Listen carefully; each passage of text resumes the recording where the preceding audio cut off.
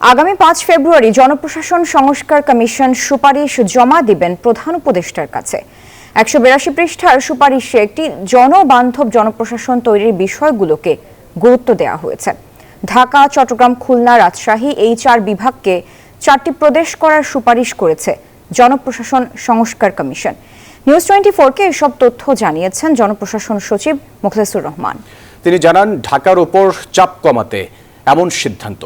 এদিকে সরকারি কর্মকর্তা কর্মচারীদের জন্য মহার্ঘ ভাতার সিদ্ধান্ত জনপ্রশাসন মন্ত্রণালয়ের নয়, অর্থ মন্ত্রণালয়ের বলেন সচিব।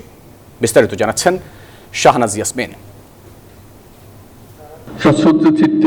৮ আগস্ট অন্তর্বর্তী সরকার দায়িত্ব নেয়ার পরই গুরুত্ব দেয় রাষ্ট্র সংস্কারে। অক্টোবরের শুরুতেই গঠন করে ৬ সংস্কার কমিশন। গেল ১৫ জানুয়ারি সংবিধান সংস্কার কমিশন সহ নির্বাচন, পুলিশ এবং দুদক সংস্কার কমিশন তাদের সুপারিশ জমা দিয়েছেন প্রধান উপদেষ্টার কাছে।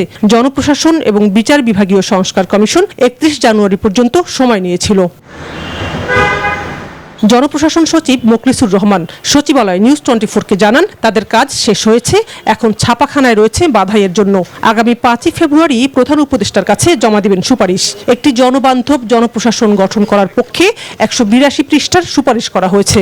জনাব আব্দুল মুহিত চৌধুরী স্যারের নেতৃত্বে ১১ জনের টিম আছে, সবাই উপস্থিত থেকে মাননীয় প্রধান উপদেষ্টার অফিসে ৫ই ফেব্রুয়ারি জমা দেওয়া হবে। এটা তো পাবলিক ডকুমেন্ট, এটা আসার সাথে সাথেই সরকারের মাধ্যমে সকলেই জানবে এবং এতদিনের ফাইন্ডিংস এটা অনেক কি বলবো যে রিসার্চ অ্যান্ড মিশন ভিশন রেখে এটা করা হয়েছে। বাংলাদেশের সরকারের জনপ্রশাসন কেমন হলে জনবান্ধব হবে, এটাই মূল লক্ষ্য। আমরা ওই ৩-৪ দিনের ভিতরে আমাদের হাতে রেডি কপি এসে যাবে ইনশাল্লাহ। আমাদের এটা তো অনেক বড় এরিয়া, তো অনেক কিছু এটার মধ্যে চলে আসে। ঢাকা, চট্টগ্রাম, খুলনা, রাজশাহী এই ৪ বিভাগকে ৪টি প্রদেশ করার সুপারিশ করেছে জনপ্রশাসন সংস্কার কমিশন। কাজকে বিকেন্দ্রীকরণ করে ঢাকার উপর চাপ কমাতে এমন সুপারিশ কমিশনের।